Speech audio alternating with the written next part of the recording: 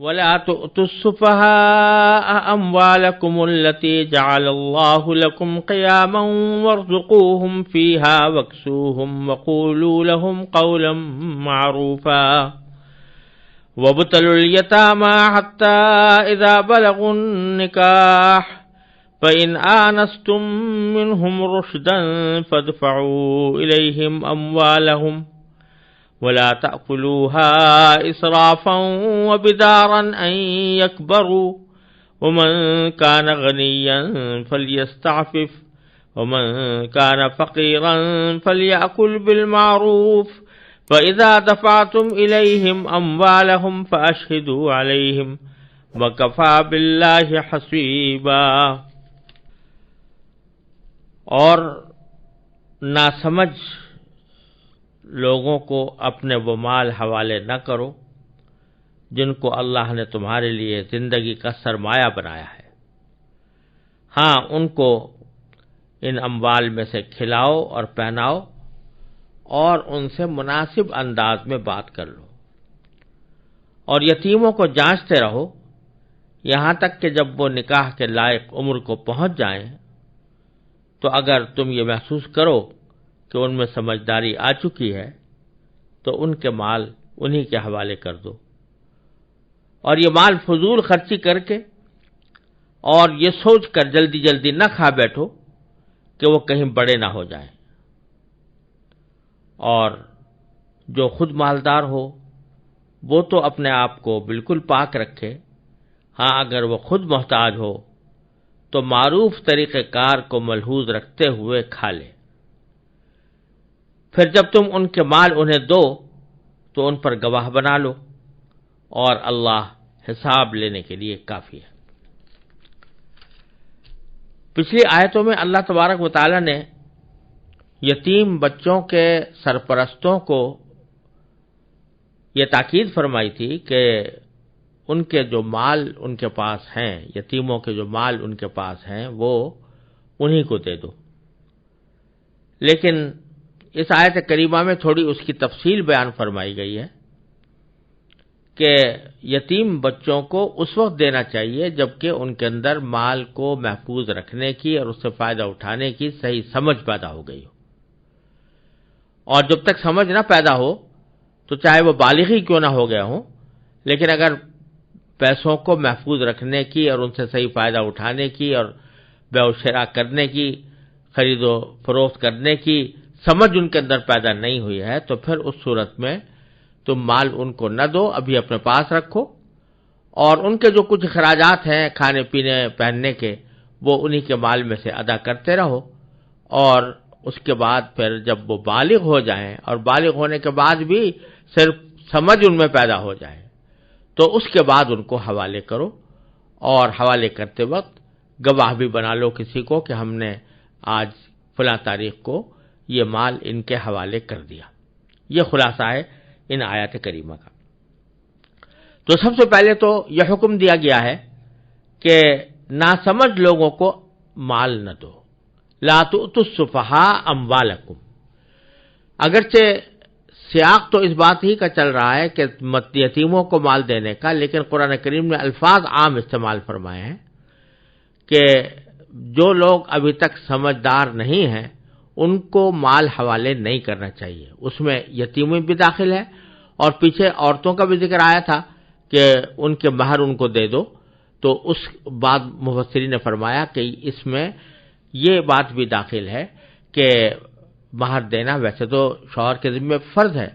لیکن اگر یہ خیال ہے کہ بیوی میں ابھی اتنی سمجھ نہیں ہے کہ وہ اس مہر کی رقم سے صحیح فائدہ اٹھا سکے، اس کو صحیح محفوظ رکھ سکے، تو اس صورت میں اس کو ابھی نہیں دینا چاہیے، اور اپنے پاس رکھ کر اس کے اخراجات میں استعمال کرنا چاہیے۔ جو مرد کے ذمہ فرض نہیں ہے جو اخراجات وہ اس سے ادا کرے، اور آخر میں جا کر جب سمجھدار ہو جائے تو پھر اس کو دے۔ پھر اس میں ایک لفظ قرآن کریم نے اموال کے لیے استعمال فرمایا کہ اموالکم التی جعل اللہ لکم قیاما، یعنی وہ مال حوالے نہ کرو جن کو اللہ نے تمہارے لیے زندگی کا سرمایہ بنایا ہے۔ اس میں اللہ تبارک و تعالی نے یہ تنبیہ فرمائی ہے کہ جو کچھ مال بھی ہے تمہارے پاس وہ اللہ تبارک و تعالیٰ کا دیا ہوا ہے، ایک نعمت ہے، اس کی نہ ناقدری کرنی چاہیے، نہ اس کو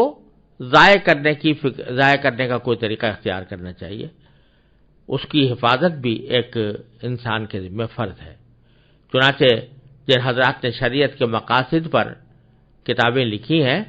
تو انہوں نے فرمایا کہ شریعت کے بہت سارے بنیادی مقاصد میں ایک بات یہ بھی ہے کہ انسان اپنی جان کی بھی حفاظت کرے، اپنے مال کی بھی حفاظت کرے۔ یہاں تک کہ رسول کریم صلی اللہ علیہ وسلم کا یہ ارشاد حدیث میں منقول ہے کہ اگر کوئی شخص اپنے مال کی حفاظت کرتے ہوئے مارا جائے تو وہ بھی شہید ہے۔ تو آدمی کو اپنے مال کی دفاع کے لیے اگر لڑنا بھی پڑے تو لڑنے کی اجازت ہے، اور اس میں اگر مر بھی جائے تو وہ شہید ہے۔ تو یہ اس وقت ہے جبکہ مال کو آدمی صحیح طور پر رکھ رہا ہے اور اس کو صحیح طور پر استعمال کر رہا ہے، ناجائز طریقے سے مال نہیں کما رہا اور نہ ناجائز کام میں خرچ کر رہا ہے، تو وہ مال انسان کی زندگی کا سرمایہ ہے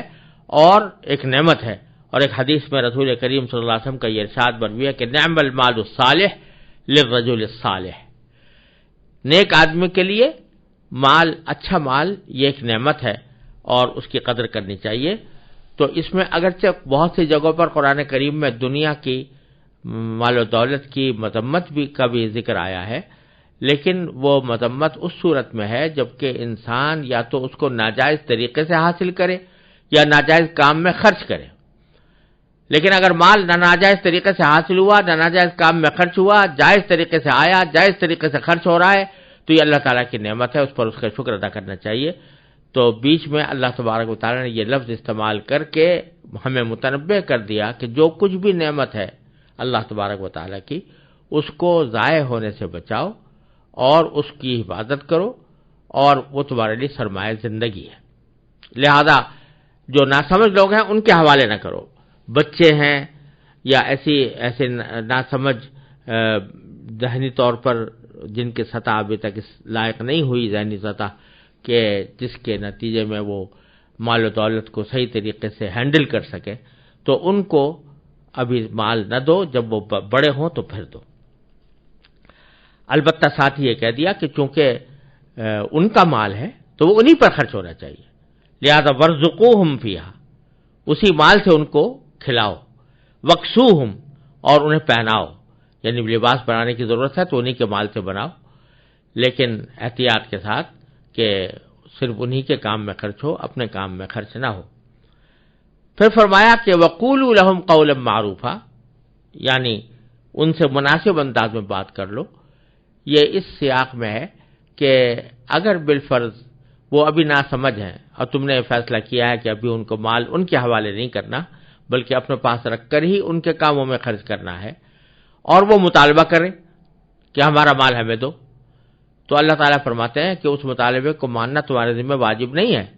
لیکن ساتھ ہی ان سے بات جب کرو تو تسلی کی بات کرو، مناسب انداز میں بات کرو، کوئی سختی نہ کرو۔ ان سے کہہ دو کہ یہ جو ہم نے مال رکھا ہوا ہے یہ تمہارے فائدے کے لیے، کہیں تمہیں اگر دیں گے تم اس کو کہیں دوسرے لوگ تم سے ناجائز فائدہ نہ اٹھا لیں، اس کو ناجائز طریقے سے استعمال نہ کر لیں، اس لیے ہم اپنے پاس رکھے ہوئے ہیں تاکہ یہ تمہارے ہی مفاد میں کام آئے، کسی اور غلط کام میں استعمال نہ ہو۔ پھر فرمایا کہ وابتلوا الیتامى، اور ان یتیم اولاد، یتیم بچوں کو آج جانچتے رہو۔ یعنی یہ جو ہم نے کہہ دیا کہ بیوقوف لوگ یا ناسمجھ لوگ اس قابل نہیں ہیں کہ مال ان کو دیا جائے، بلکہ ان کے سمجھدار ہونے کا انتظار کرنا چاہیے، تو سمجھدار ہونے کا پتہ کیسے لگے گا؟ کہ ان کی آزمائش کرتے رہو۔ مطلب اس کا یہ ہے کہ شروع میں مثلا چھوٹے موٹے معاملات ان سے کرا کے دیکھو، کوئی دو چار چیزیں معمولی سی ان سے وہ خرید لائیں بازار سے، اس قسم کا کوئی کام کرا کے دیکھو جس سے پتہ چلے کہ واقعتاً وہ اب رفتہ رفتہ ان کی ذہنی سطح بلند ہو رہی ہے اور وہ مالی معاملات کو سمجھنے کے قابل ہونے والے ہیں، اس لیے ان کو جانچتے رہو۔ حتیٰ اذا بلغوا النکاح، یہاں تک کہ جب وہ نکاح کے لائق عمر کو پہنچ جائیں تو اس وقت بھی ان کو مال دینا تمہارے ذمہ ضروری نہیں ہے، بلکہ فَإِنْ آنَسْتُم مِّنْهُمْ رُشْدًا، تو اگر تم یہ محسوس کرو کہ ان میں سمجھداری آ چکی ہے، فَادْفَعُوا إِلَيْهِمْ أَمْوَالَهُمْ، تو پھر ان کے مال ان کو سپرد کرو۔ اس میں اللہ تبارک و تعالی نے بتا دیا کہ جانچ تو رہنا چاہیے، لیکن جب تک جانچنے کے نتیجے میں اس بات کا مکمل اطمینان نہ ہو جائے کہ وہ اپنے مال کو صحیح طور پر استعمال کر سکیں گے، اس وقت تک ان کا مال ان کو نہ دو۔ پھر آگے یہ وعید بیان فرمائی ہے کہ ایسا نہ ہو کہ جب تک تم نے ان کے مال اپنے قبضے میں رکھے ہوئے ہیں اور ان کی ناسمجھی کی وجہ سے انہیں نہیں دیے، تو ان میں کوئی تمہارا تصرف غلط ہو جائے جو شریعت کے خلاف ہو۔ مثلا ایک تو یہ کہ تم ان کے مال میں فضول خرچی کرنا شروع کر دو، جتنی ضرورت ہے خرچ کرنے کی یتیموں پر اس سے زیادہ خرچ کرنے لگو، یا یہ سوچ کر کہ جیسا کہ آگے اگلی آیت میں آنے والا ہے کہ بعض صورتوں میں یتیم کے سرپرست کو اس بات کی اجازت ہوتی ہے کہ وہ کچھ اپنا خرچہ بھی اس سے وصول کر لے، جیسا کہ اگلی آیت میں آنے والا ہے۔ تو بعض اوقات یتیموں کے سرپرست یہ محسوس کرتے تھے کہ ان میں بچوں میں سمجھداری تو آ گئی ہے، لیکن اگر ہم نے سارا مال ان کو دے دیا تو ہم جو اپنا خرچہ تھوڑا بہت اس سے وصول کرتے ہیں وہ بند ہو جائے گا، اس لیے وہ یہ چاہتے تھے کہ ہمیں ان کو دینا نہ پڑے۔ تو فرمایا کہ وَلَا تَأْكُلُوهَا إِسْرَافًا، یہ مال یتیموں کے مال فضول خرچی میں نہ اڑا دینا، فضول خرچی میں خرچ نہ کر دینا، اور وَبِدَارًا أَن يَكْبَرُوا، اور یہ سوچ کر کہ جلدی جلدی کھا بیٹھیں تاکہ وہ بڑے نہ ہو جائیں۔ تو اس لحاظ سے اس کے کھانے کے اندر جلدی کرنا کہ بڑے ہوں گے تو سارا مال ان کو دینا پڑے گا، اب اتنا جلدی کھا کر خود بھی کھا لیں، ان کو بھی کھلا دیں، اور یہاں تک کہ مال ختم ہو جائے تو پھر ہمارا جو کچھ بھی اس سے فائدہ اٹھانا ہے وہ ان کے بڑے ہونے سے پہلے ہی مکمل ہو جائے۔ اس لیے ایسا کرنے سے قرآن کریم نے متنبہ فرمایا کہ ایسا کرنا بالکل حرام ہے۔ اور پھر آگے یہ اصول بتا دیا کہ وَمَنْ كَانَ غَنِيًّا فَلْيَسْتَعْفِفْ، یتیم کا جو سرپرست مالدار ہو، یعنی خود اپنا کھاتا پیتا ہو، اپنی ذریعہ آمدنی رکھتا ہو، اور اسے کسی کی محتاج ہی نہ ہو، تو فَلْيَسْتَعْفِفْ، تو وہ پاک دامنی اختیار کرے، یعنی یتیموں کے مال میں سے کچھ بھی نہ لے، اپنے لیے کچھ بھی نہ کھائے۔ وَمَنْ كَانَ فَقِيرًا، ہاں اگر یتیم کا سرپرست خود فقیر ہے، اس کے بعد اپنے کو کھانے پینے کو کچھ نہیں ہے، تو فَلْيَأْكُلْ بِالْمَعْرُوفِ، تو پھر اس کے حق ہے کہ یتیم کے مال میں سے عرف کے مطابق، رواج کے مطابق کچھ کھا لے۔ یعنی مطلب یہ کہ اگر وہ اپنے سارے اوقات وہ یتیم کی دیکھ بھال میں گزار رہا ہے، اس کے مال کی دیکھ بھال میں گزار رہا ہے، جس کی وجہ سے اسے اپنا کوئی ذریعہ معاش تلاش کرنے کی فرصت نہیں ملتی، تو اس صورت میں اس کو اجازت دی کہ یتیم کے مال میں سے اگر وہ بہت زیادہ ہے تو یتیم کے مال میں سے کچھ اپنا حصہ بھی لگا لے تاکہ اس کی خدمت کا معاوضہ ہو جائے۔ لیکن یہ اس وقت ہے جبکہ وہ مالدار نہ ہو، خود فقیر ہو، تو اس صورت میں وہ کھا سکتا ہے۔ اب یہ کہ فیصلہ کرنا پڑے گا کہ واقعتاً میں اس کا حقدار ہوں یا نہیں، اور اگر حقدار ہوں تو کتنا حقدار ہوں۔ تو یہ فیصلہ کرتے ہوئے سوائے اللہ تبارک و تعالیٰ کے ڈر کے، اس کے خوف کے، اس کے سامنے جواب دہی کے احساس کے کوئی اور چیز نہیں ہے جو انسان کو حد پر قائم رکھ سکے۔ لہذا اللہ تعالیٰ نے آخر میں یہ فرمایا ہے کہ وَكَفَى بِاللَّهِ حَسِيبًا، یاد رکھو کہ حساب لینے کے لیے اللہ تعالیٰ کافی ہے۔ جب اللہ تعالیٰ کے پاس پہنچو گے تو حساب دینا پڑے گا کہ یتیموں کے مال میں سے کتنا تم نے ان پر خرچ کیا، کتنا اپنے اوپر خرچ کیا، اور اپنے اوپر خرچ کرنے کا کوئی جواز تھا یا نہیں تھا۔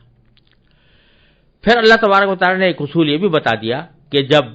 وَإِذَا دَفَعْتُمْ إِلَيْهِمْ أَمْوَالَهُمْ، جب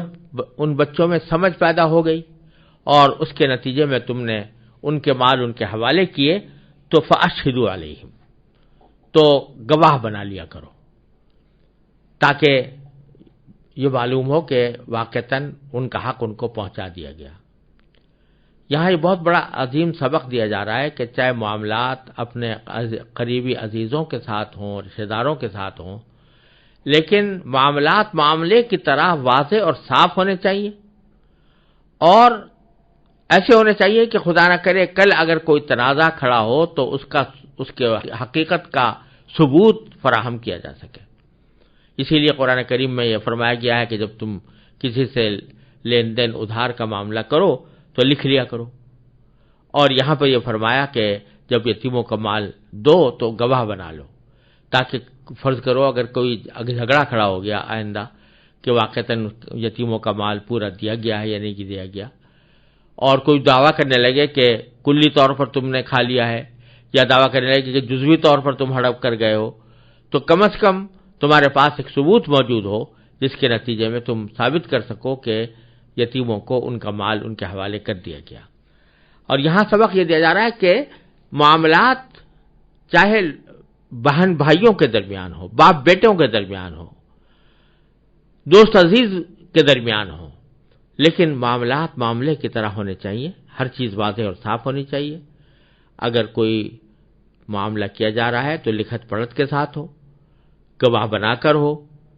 تو لین دین کے معاملات اس طریقے سے انجام دینے چاہیے۔ آج کل ہمارے یہاں معاشرے میں یہ ایک غلطی چھائی ہوئی ہے کہ